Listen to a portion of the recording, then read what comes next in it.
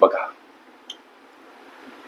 खाली दिलेल्या पर्यायातून गटाशी जुळणारी संख्या ओळखा.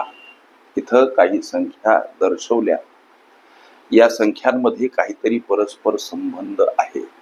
तो कोणता? लेकरांनो, प्रश्नचिन्हाच्या जागी पर्यायातील कोणता पर्याय योग्य ठरतो?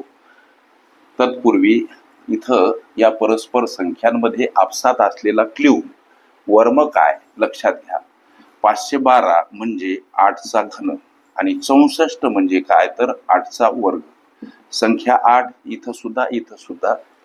म्हणून इथं जसं 8चा घन 8चा वर्ग दर्शवला, तत्पराय इथं 216 म्हणजे 6चा घन, अर्थातच इथं येणारं पद म्हणजे 6चा वर्ग असेल आणि 6चा वर्ग येतो 36.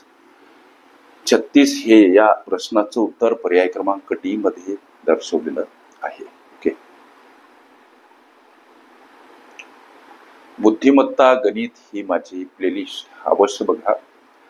त्यामध्ये विविध स्पर्धकांनी विविध अंगांनी विचारल्या संभाव्य अशा असंख्य प्रश्नांचा सराव तुम्हास करता येईल.